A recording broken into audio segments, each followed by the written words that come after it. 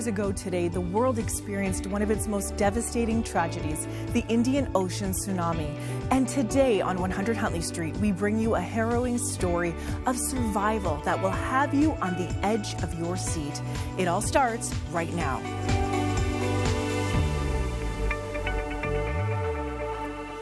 Welcome to 100 Huntley Street on this day after Christmas, Boxing Day. I hope you had an amazing Christmas yesterday. Hopefully you joined us. Yep. How was your Christmas? My Christmas was wonderful. My mom, my mother-in-law, my husband's sons, sisters, and brother-in-laws got together. We had a big potluck Christmas dinner, and it was a lovely time. It's always very busy. How was your... But I love it. That sounds busy. But how was your Christmas, Cheryl? So mine was quiet. Yeah. Just celebrating with a few close people in my life. Yeah. But today actually is our family Christmas. So my sister, my brother-in-law, my mom and dad, we all get together on Boxing Day. So I'm super excited about it. It changes every year just depending on people's schedules. Yeah. So we're going to have a good time today. That's right. I love spending time with family, but I do feel like maybe it's time to start walking, calories, a little bit. Like, isn't that funny? Like Boxing Day, you're already thinking, I know. Okay. Oh. Well, what's your favorite condiment on the table there when you're having, or not condiment, but your favorite side on the Christmas table? Oh, it's got to be stuffing. Is it? I don't know. I just love stuffing. I love cranberry sauce. Cranberry sauce. Isn't that interesting? Also good, really good with turkey. And in a sandwich later when you're using up all that turkey. That's right. Oh, you're making me hungry. Okay. Well, sometimes I find, too, Cheryl, on Boxing Day or on the days during the Christmas season where it's quiet, we start to think about, what's happening globally and for other people across the world, as well as our neighbors. What kind of experience are they having? And it brings me back to Boxing Day 20 years ago. Where there was a major disaster in our world, and Crossroads Cares actually stepped in to help bring relief efforts to those who were impacted by the Boxing Day tsunami. Yeah, so many of you helped. It's hard to believe that was 20 years ago, but we were able to help in India, Indonesia, Sri Lanka. So many people were affected, and we made sure actually we went live in the days following so that we could bring updates and do what we could to help. And that was actually a 9.2, 9.3, it's still not 100% sure, earthquake that created a tsunami waves in the Indian Ocean that were up to 30 meters or 100 feet high. They said they were going so fast, it was almost at the speed of a jet. I can't even imagine how terrifying that was. I can't. And to see it, over 225,000 lives were lost across 14 nations. And, we're just remembering those people today, their loved ones, their families, and praying for them. It took me about 10 years, Cheryl, to watch the Hollywood movie that tried to capture this event, and that movie was called The Impossible. And when I did see the movie, I cried so much, I couldn't bear the weight of what I was seeing. Yeah, it's really heartbreaking. I know many people who were there who were traumatized by what they saw. And we just want to take a moment to thank everybody who does support Crossroads Cares, who did then, who do now, because your support actually enables us to respond quickly with compassion when tragedy strikes. And you and us together, an amazing team, and we're so grateful for you. So grateful. And Cheryl, you're going to be talking to someone later in this program who was on a small island in Thailand when the tsunami hit. Her story is incredible and miraculous. Just completely incredible for our team to hear this story. Yeah, you said the right word, miraculous. It's a miracle that Riley Kehoe is actually here to tell her story. She's going to unpack all these miracles that preceded her survival. You are going to be on the edge of your seat with this one. I couldn't put her book down.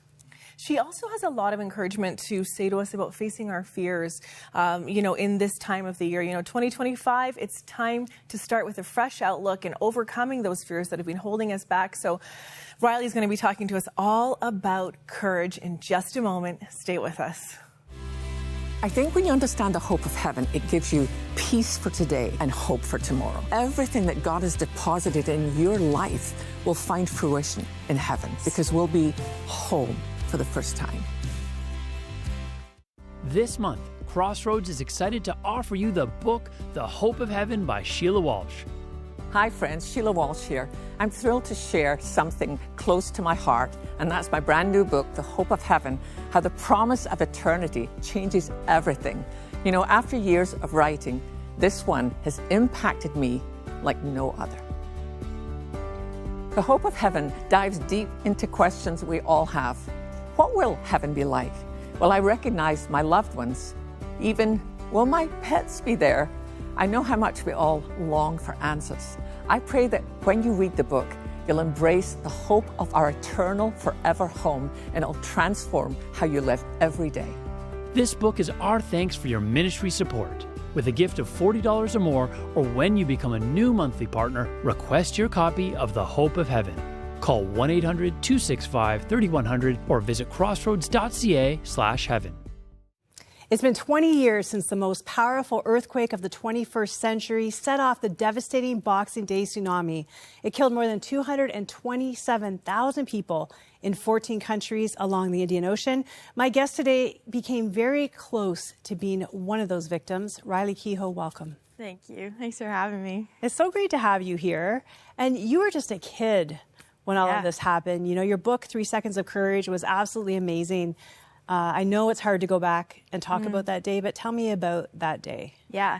So I was 10 years old, and my grandfather actually used to live half the year in Thailand and half the year in Italy.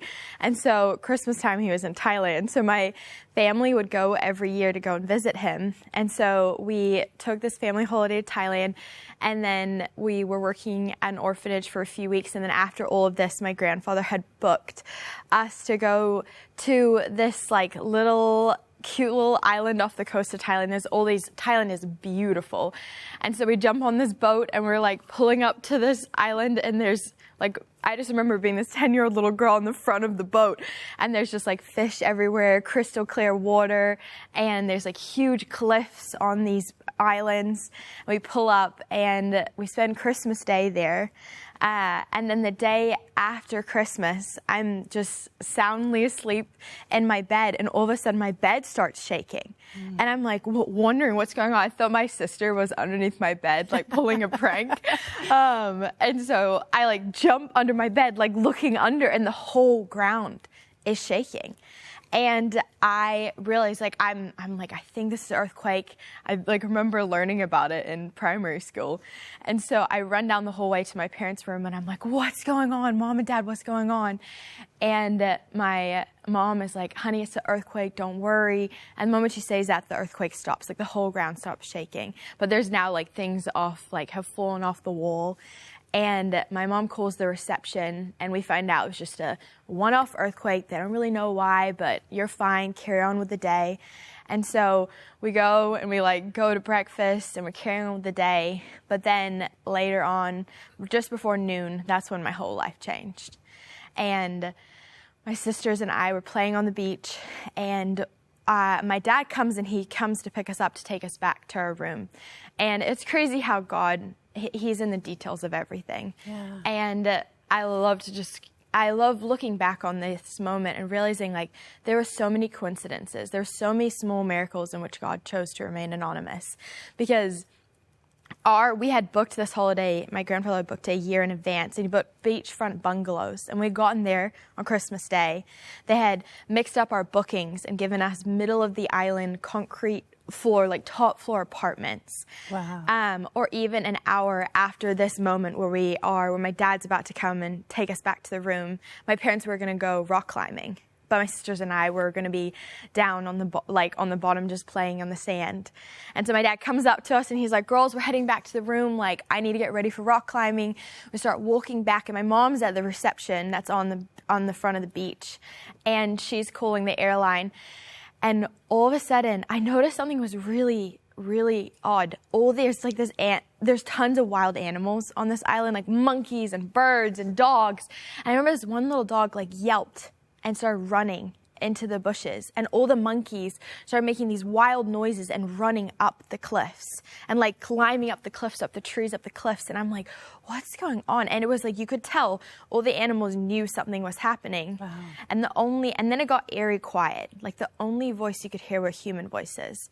And so we keep walking back to our middle of the island concrete floor apartment, and I all of a sudden hear people start yelling at the top of their lungs and screaming, like sounds of horror. And I look to my dad and I'm like, Dad, what's going on? And we're standing there with my dad and my 2 younger sisters. And I look back, and this is such a small area where even though we're in the middle of this island, you can see the beach from where we are through the palm trees.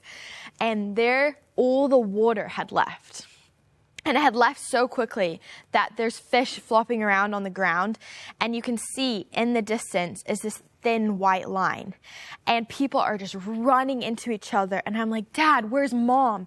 And my dad, all of a sudden I hear, like a little girl who recognized her mom's voice, I hear my mom yelling, run! Because she saw and she knew exactly what was going on. So she starts yelling, run, run, and telling people, because some people start running out towards the ocean, and like it's chaos, no one knows what's going on.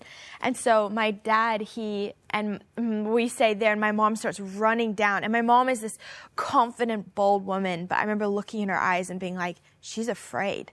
And as this 10-year-old little girl, I'm like, my mom's scared. I'm starting to feel scared. And so we gather as a family, we run to the other side of the island, and the only way to get here is by boat. And so now there's all these boats that are on the ground or on the sand or on the reef. And there's this one man, and it's just this sight I'll never forget. He climbs out of his boat and starts running to the shore, thinking maybe he'll make it to high ground. And now we see behind him is a 50-foot tsunami, like over a 25-meter tsunami. Wow. And it's so strong, the whole ground is shaking. And the force, and it's coming fast, and the force of it is just, you can feel it all around us.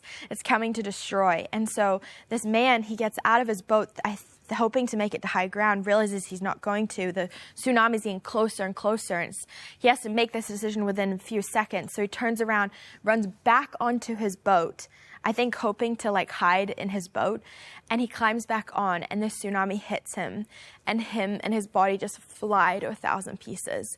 And I remember just standing there and realizing I might not live today. Like this is a moment when I realized like death is so close. And so my family, we start running, and my mom looks at me, and another crazy God coincidence is the day before we'd gotten lost, and we found a pathway up one of the cliffs, because the way that this island was structured was flat in the middle and had two big cliffs on either side. So we found a pathway up the cliff the day before. And so my mom was like, Riley, we have to find that path. And it kind of felt like God was just guiding us, because I just somehow remembered how to get there. And so we start running up there, and the tsunami wave is just destroying everything in its path. It's getting closer and closer and closer. We start running, we find the path, start running up it, and my mom is holding one sister, my dad is holding the other sister, and I'm the eldest, so I'm running as fast as my 10-year-old little legs can. There's sweat going down my back, my heart is racing, and I just feel so much fear in my body. And I look behind, and I wish I never did, because I just saw this sight of just this tsunami just coming and just destroying everything and everyone in its path. And how close was it at that point to you? At this point, we were like a few cars distance from it. Oh my gosh. Yeah. And so and it was this moment where I was just like, I wanted to stop. I just wanted to fear was taking over my body. I just wanted to sit there and like freeze. Fear, we all respond to fear so many different ways. I just wanted to freeze just then. And I hear my dad, and he's like, Riley, run. And he's ahead of me up the path, and I just had to focus on the voice of my father. And I turned my head away from the tsunami and just start running as fast as I could. And it got to this point where the tsunami was as close as you are to me. That's how close death was to me. You make it to the top. Yeah. And you have a moment with God there. What happened when you hit the top and you saw the wave had stopped? Yeah, so we ran to the very top, and we're now like hundreds of feet high, so there's no way the wave could reach us. And I just fall down to my knees, and I cry out to God as this 10-year-old little girl who had just witnessed something so horrible. And it felt like God's presence was like this blanket that wrapped around me. And I felt this tangible experience with God in a place that doesn't make sense, in a place of death and destruction. There's God meeting me. And like, I just had this feeling like everything is going to be okay. Like I just felt that peace that transcends all understanding in the middle of chaos. And it was just such a tangible moment. And if you ask my little sister, like I was 10, she was 5. The only thing she remembers from that day is me praying as we were running up the pathway. Wow. And I just knew, like, I didn't understand what was going on. It would take me years to process what had happened and what was about to happen. And yet I knew God was my safe place. There's so much to unpack here, and I wish we had more time, but I know the book you wrote about this is called 3 Seconds of Courage, and it's really what you learned, even afterwards becoming a lifeguard, facing your fear of the water. Talk to me about what that means to you, 3 seconds of courage. Yeah. Well, I remember, that day 3 waves struck and hundreds of thousands of people lost their lives. And we were also stranded on the island for a week with limited food and water, and I was terrified. And I remember 6 months after the tsunami, my parents enrolled me, as you mentioned, in beach lifeguard training to teach me the more that you face your fears, the less power fear has over you. And on that first day of training, I'm just nervous pee, my hair is a mess, and I'm I do not want to go lifeguard. It's the last thing I want to do. I'm terrified of the ocean. I don't want to go to lifeguard training. And so my dad gets down on his knees and he looks me in the eye and he's like, Riley, you are fighting a battle between courage and fear, and all you need is a little more courage. And that just idea of what my dad said in this moment that I needed it has just caused a ripple effect on my life. And so that summer when I would be standing on the sand in front of the ocean and I did not want to get in the ocean. I'm so scared. I just wanted to turn around and run back and go climb my bed. I just started counting to 3. I'd be like, all right, on 3, you're going to step into the water. And then it became this thing that I would use outside of the beach. It became something that when I was scared to share in class, and I'm partially deaf. And so when I was growing up, I had years and years of speech therapy, and I would stand in front of my classmates. My teacher would ask me to read the chapter, and I don't want to. I would count to 3. And I knew that the moment I said 3, it was like a promise to myself. I'm going to do the very thing that I'm afraid of, even if I'm scared, and I'm not going to let fear be the driver of my life. I'm going to have a little more courage right now. What an incredible life motto. And, the trauma that you experienced at 10, it took you a long time to unpack it. Part of that is our faith community. You felt pressure. Your parents were in ministry. You felt that pressure to always be happy and be on. So what took you to the place where you finally began to really unpack what was post-traumatic stress disorder, essentially? Yeah, because after something like that, our bodies experience it all so different. I had nightmares and I get flashbacks, and there was a lot of time that I needed to heal. But what really helped me, other than my parents' just encouragement that I could do it and that I could live a life of courage, even though I've lived through something so fearful, were a few things. One, it was just as a little girl, I would run outside and go visit my pony and just would share all my feelings with my pony. And it's just as a little kid, you just needed a safe place, and that was it. Right. But more importantly, I would get up every morning and spend time with the Lord. And I would journal all my feelings to him. And I just knew that Jesus is the best therapist you're ever going to find. And then I think what really helped my healing so much was when I was 22. I just moved from New Zealand, that's where I grew up, to LA, and I was at Fuller Seminary, and I had met with, for the first time ever, a spiritual mentor, and she just started meeting with me on a regular basis every few weeks, and just was this guide to teach me how to just unpack what I had lived through and realize God was always with me, that even so many people go through something, their own tsunamis, but the Holy Spirit promises to never forsake us and never leave us. And so imagining God being with you, and then also asking God, what do you think of the tsunami, and what do you want me to, how can I live with 3 seconds of courage today? It was just I had to learn through my spiritual mentor just to be fully dependent on God.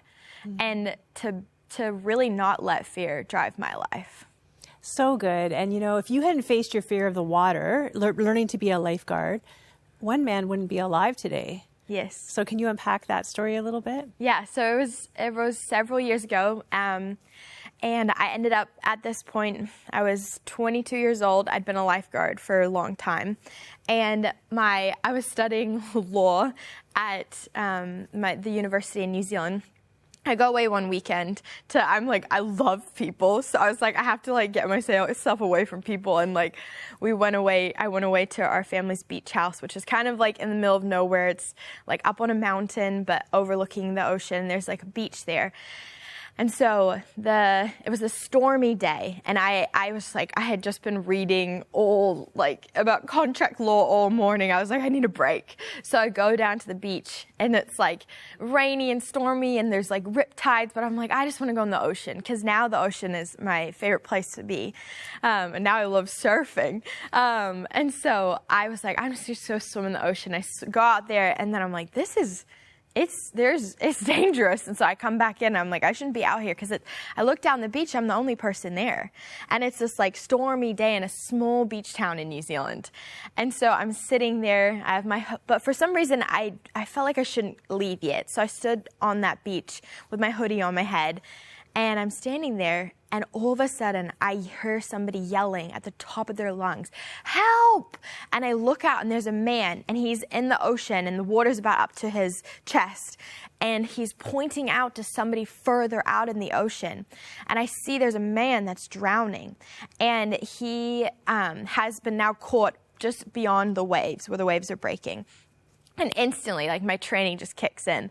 And the crazy thing was, I had like my fins with me, my flippers, which just help with swimming. And like, I didn't even know why I brought them, but God's just in the details of everything. And so I grab these fins, and I start running, and I stop right before I get to the beach, to the water. And I just knew, I was like, it just was, everything there was kind of reminding me of the day of the tsunami. And I was just experiencing fear again. I was like, no, 1, 2, 3. And then I jumped in. I start swimming towards this man. As I'm getting closer and closer to this man, I realize he's spending more time with his head in the water than his head above the water. And he's like, what we call it's like climbing the ladder, where he's like trying to keep his head up, but he's just not able to. And so then when I'm about 50 meters away from this man, I realize he has his head only in the water. And I'm swimming as fast as I can and praying as I'm swimming, and just keep counting to 3 and just asking, Lord, I need your strength right now. And I go up to this man, and I shout at him, no response. And I put my hand on his neck, and there's no heartbeat. And I realize this man has completely drowned.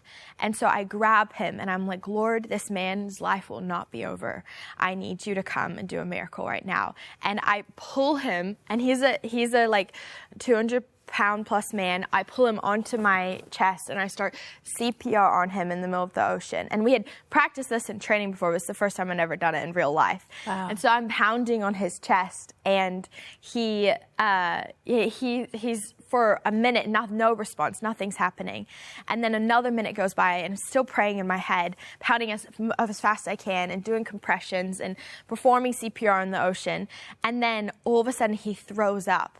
And I put my hand, and I can feel it, like this boom, boom, the tiniest little heartbeat. But there was like this hope, like there he is, life came back. Wow. And so I start pulling him back into the ocean, back into the shore.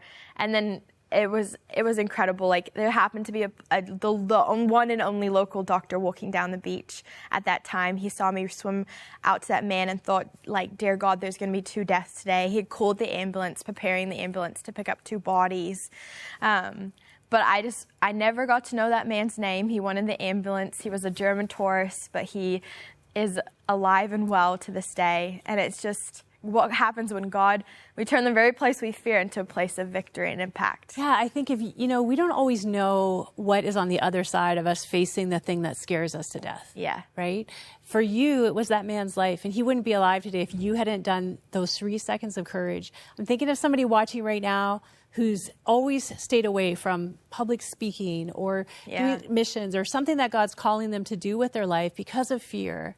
Maybe it's marriage, maybe, failed relationships, you don't want to try again. What would you say to that person who fear has really been the obstacle for their life? Yeah, I would remind them that the thing that got me out of my fear, out of like living a life where fear is just gripping you and holding you from, like, because truly the difference between the life that you want and the life you're currently living is often your relationship with fear.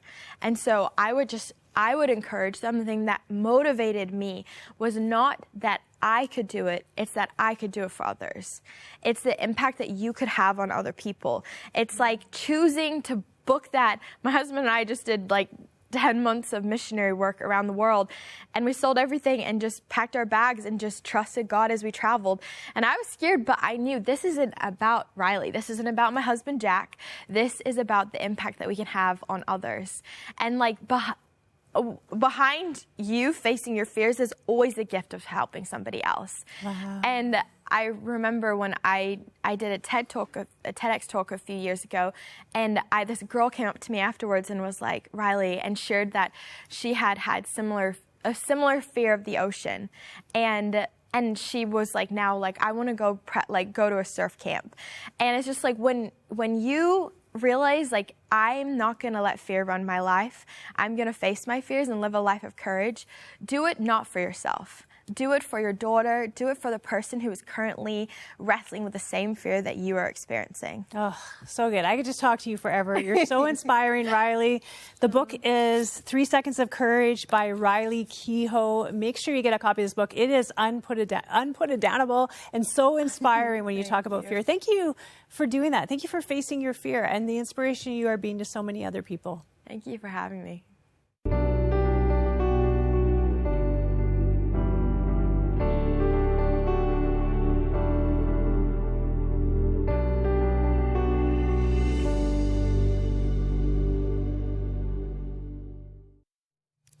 Cheryl, that conversation with Riley, I mean, you were literally so moved. I could see it in the conversation. I was so moved. I'm sure you watching at home were very moved. You know, this idea of conquering fear and taking that step forward and just giving ourselves 3 seconds. 3 seconds to make a big decision and to move forward in faith. It's not easy, but we can do it with the grace of God. Yeah, I love that conversation. I've struggled with fear my whole life, and at some point I just decided do it afraid. Like I just was like, I'm not going to let fear rob me of life, of possibility, of hope. And so there's so many things in my life doing this. So many things that I just did terrified for so long, but then the fear is like this bully. When you stand up to it, it gets really small and it backs down like every bully anywhere. I think that's true about public speaking, about anything you're afraid of. If you face it and you even start doing it afraid, it goes away. It so does. And, you know, it's interesting when you think about Riley's story. You know, she and her family found that path, and that's what led to their safety. And I think about Jesus talking about himself in the Bible, and he says this to his followers. He says, I am the light of the world. Whoever follows me will not walk in darkness, but will have the light of life. And the idea that if we follow the path of Jesus, we can find life. You know, I think about also how Riley was listening to her father's voice as he said, run, and we need to listen to God's voice. That's one of our producers pointed that out. It's the same thing in our lives. And right now, we want you to be open to the idea that God is speaking to you through Riley's story. Maybe there's a tsunami, a proverbial tsunami that's hit your life. Maybe it is loss or something that didn't work out or fear that is overwhelming. But we want to tell you right now that there is no grief and no trauma, no suffering and no pain, no darkness that can overtake your life when you put your life in the hands of Jesus. You know, Jesus brings light to the darkness, and it starts with a choice, Cheryl, right? Just to follow Jesus and to let him into our lives so we can walk the path with him. Yeah, you think about how that man wouldn't be alive today if she hadn't saved his life. Well, we would not be alive in our spirits. We would not be alive to hope today if Laura and I hadn't responded to Jesus' invitation to follow him. And if you haven't done that, oh, what a great time of year to do it. We want to just invite you. We don't want this year to end without you having the opportunity to say yes to Jesus. I mean, what do you have to lose? Only to see what he could do. I would just encourage you to say, Jesus, I give you my life. Please come into it. You can call our prayer lines. We'd love to pray with you. That number, 1-866-273-4444. You can even email us at prayer@crossroads.ca, totally confidential.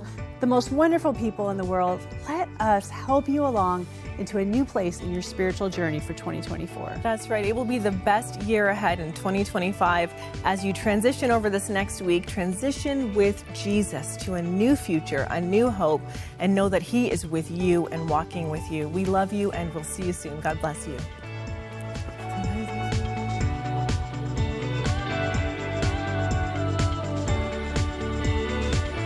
Thank you for your ongoing support of Crossroads, a supporter-funded nonprofit organization and member of the Canadian Centre for Christian Charities.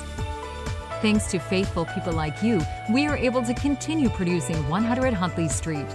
You can write to Crossroads, P.O. Box 5100, Burlington, Ontario, L7R4M2, or visit crossroads.ca to learn more about our programs.